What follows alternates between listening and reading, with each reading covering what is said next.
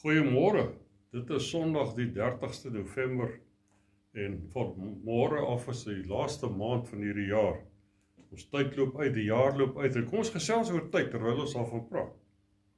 Tyd is 'n kort 3-letter woordjie, maar wat 'n belangrike rol speel dit in elke mens op hierdie planeet se lewe nie.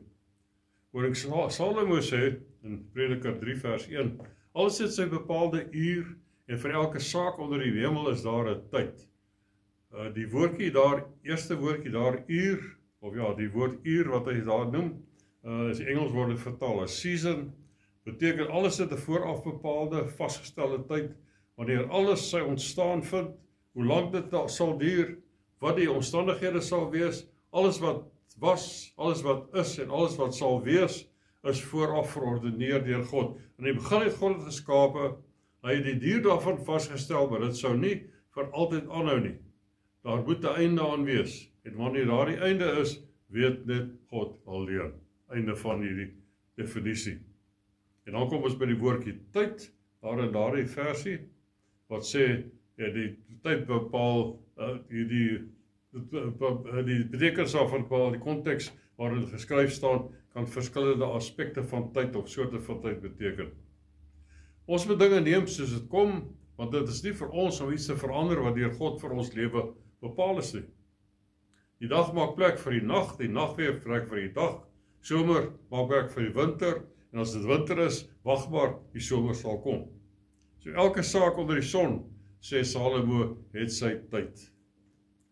Nou, Job sê in Job 14 vers 13, ag, as u my maar in die doodryk wou wegsteek, my wou verberg totdat u toorn bedaar het, my 'n bepaalde tyd wou stel en dan aan my wou dink. Bepaalde tyd waar jy aan my dink. Salomo sê daar's 'n tyd om gebore te word en 'n tyd om te sterwe. En as dit so is, dan is daar ook 'n bepaalde tyd vir die wat in die graf is om aan gedink te word. En baie beslis is dit so, wat Paulus skryf in 1 Tessalonisense 4 vers 16, Here self sal van die hemel neerdaal met 'n geroep, met die stem van 'n aartsengel, met die geklank van die bazuin van God.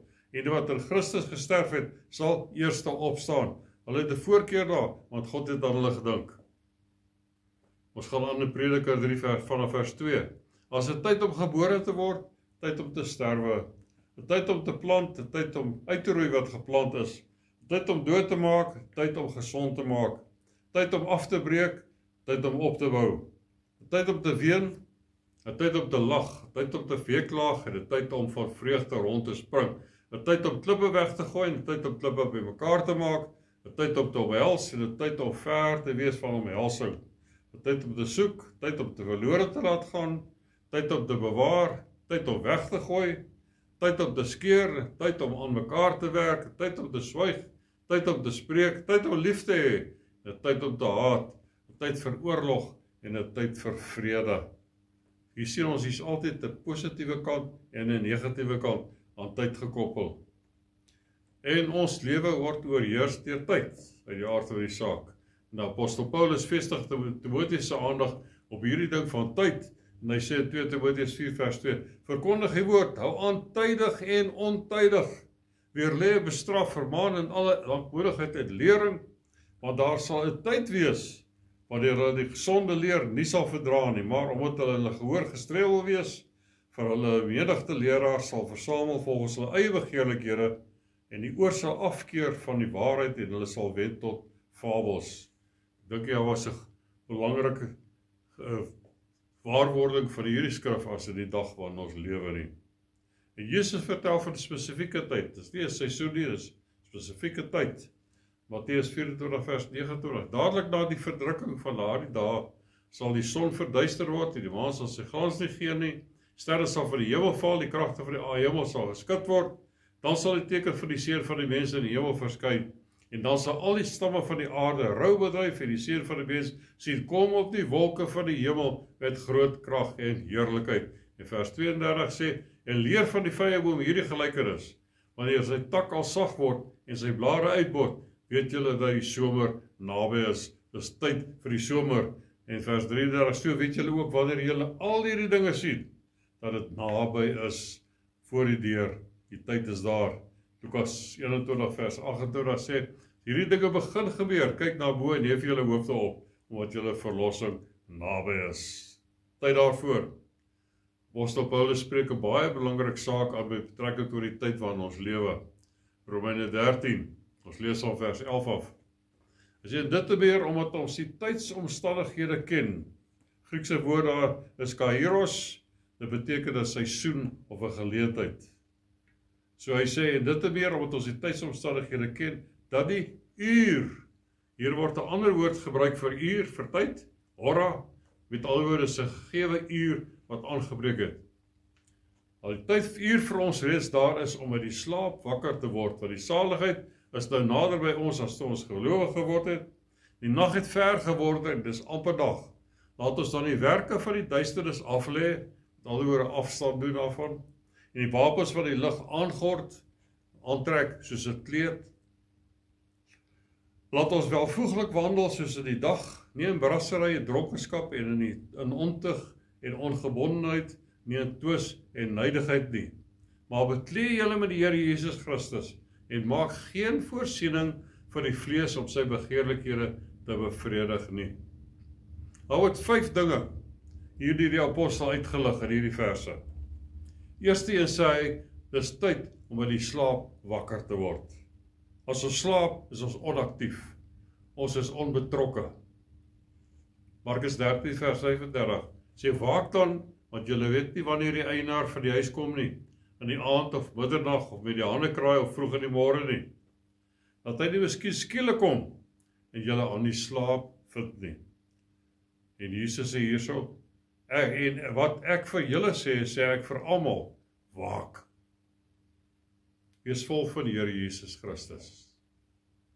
1 Tessalonisense 5 vers 6. Laat ons dan nie slaap soos die ander nie, maar laat ons waak en nugter wees. Want die wat slaap, slaap in die nag, en die wat dronk word, is in die nag dronk. Maar laat ons wat van die dag is, nugter wees, met die borswapen van geloof en liefde aan, en as helm om die hoop op die saligheid. Dan sê hy nommer 2, sê hy die werke van die duisternis moet ons aflê, ons het afstand doen daarvan. En dan sê hy nommer 3, met die wapens van die lig aangord. So, lê af en gord aan. Ons behandel die twee soms so saam.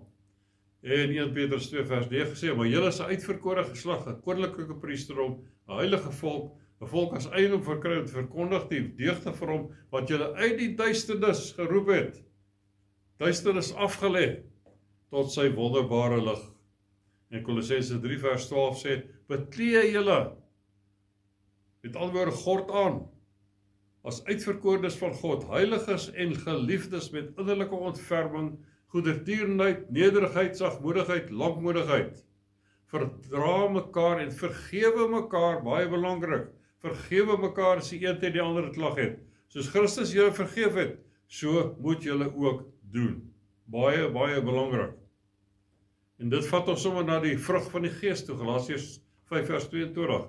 Liefde, blydskap, vrede, lankmoedigheid, vriendelikheid, goedheid, getrouheid, sagmoedigheid, selfbeheersing. Jy sulke goed as jy weet nie. Met ander woorde, gord dit aan, trek dit al soos 'n kleer. Nommer 4, sê hy, wandel welvoeglik. En 3 Johannes 1 vers 4 skryf die apostel Johannes, hy sê, ek het geen groter blydskap as dit nie, dat ek hoor dat my kinders in die geloof, in die waarheid wandel. En ons het gelees by 3 vers 13, laat ons welvoeglik wandel, soos in die dag, nie in brassery en dronkenskap, nie in ontug en ongebondenheid, nie in twis en nydigheid nie. En Romeine 6 vers 4 sê vir ons is dus saam met hom begrawe deur die doop in die dood, sodat net soos Christus uit die dode opgewek is, deur die heerlikheid van die Vader, ons ook so in 'n nuwe lewe kan wandel. Ons het 'n nuwe aangegord, al hierdie wonderlike goed. 2 Korintiërs 5 vers 17. Daarom as iemand in Christus is, as hy 'n nuwe skepsel, die ou dinge het verbygegaan. Kyk, dit het alles nuut geword. Ons wandel welvoeglik in 'n nuwe lewe. En nommer 5, die laaste een, maak geen voorsiening vir die vlees om sy begeerlikhede te bevredig nie. Hier is 'n geweldige belangrike een, wat soveel kinders van die Here so dikwels laat struikel. Ons het gelees in Romeine 13 vers 14, beklee julle met die Here Jesus Christus, maak geen voorsorg. Die Engelse teks sê, don't think about it, vir die vlees om sy begeerlikhede te bevredig nie. 2 Korintiërs 10 vers 5, terwyl ons planne verbreek en elke skans wat opgewerp word teen die kennis van God en elke gedagte gevange neem tot die gehoorsaamheid van Christus. Elke gedagte gevange neem. Titus 2 vers 11, want die reddende genade van God het aan alle mense verskyn en leer ons om die goddeloosheid en wêreldse begeerlikhede te verloon, met ander woorde om dit af te lê. Ingetooi, regverdig en vroom in die teenswoordige wêreld te lewe, terwyl ons die salige hoop en verskyning van die heerlikheid verwag, van die grootte God en ons verlosser, Jesus Christus. 1 Petrus 2 vers 11 sê, geliefdes, ek vermaan julle as bywoners en vreemdelinge, om julle te onthou van vreeslike begeertes, wat stryd voer teen die siel. En nou julle lewenswandel onder die heidene skoon, sodat as hulle van julle kwaad spreek soos van kwaaddoeners, hulle op grond van die goeie werke wat hulle aanskou, God kan verheerlik in die dag van besoeking. Ons gedagtewêreld is die speelveld van die duiwel, is die oorlogsveld van Satan. Hy sal aanhoudend slegte gedagtes van welis en allerhande goed in jou kop plant. En hoe hanteer ons dit? Romeine 8 vers 6. Want wat die gees bedink, is die dood. Maar wat die vlees bedink, is die dood. Maar wat die gees bedink, is lewe en vrede. En kyk daar die volgorde van gebeure wat Jakobus vir ons uitspel, Jakobus 1 vers 14. Maar elkeen word versoek as hy deur sy eie begeerlikheid weggesleep en verlok word. As jy geluister het, dat daai gedagte wat die vyand vir jou gegee het, dan sê hy daarna, as die begeerlikheid ontvang het, baar dit sonde. As die sonde tot volle ontwikkeling gekom het, bring dit die dood voort. Wanneer sulke gedagtes in jou hart inkom, in jou gedagtig wêreld inkom, beteken nie jy het gesondig nie. Maar as jy aandag daaraan gee, en laat broei, en dat iets daarvan word, dan kom die sonde in. So wanneer dit gebeur, gaan na God se woord, weerstaan die duiwel, hy sal vir jou wegvlug. Dink aan die Here, dink aan die kruis, dink aan dit wat hy op Golgotha gedoen het, dink aan die heerlikheid wat hy vir ons weggelê het. Want al hierdie goed bring ons na 'n afgesproke tyd, wat elkeen van ons se lewe gaan kom, wanneer die wyse waarop jy gewandel het, geoordeel gaan word. Hebreërs 9 vers 7 toeraak. En dit soos die mense bestem is om eenmaal te sterwe, en daarna die oordeel. 2 Korintiërs 5 vers 10.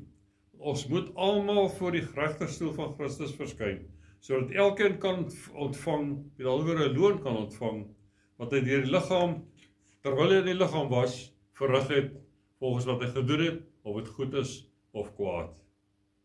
En tot slot kan ek hierdie skrif in die Amplified vir lees.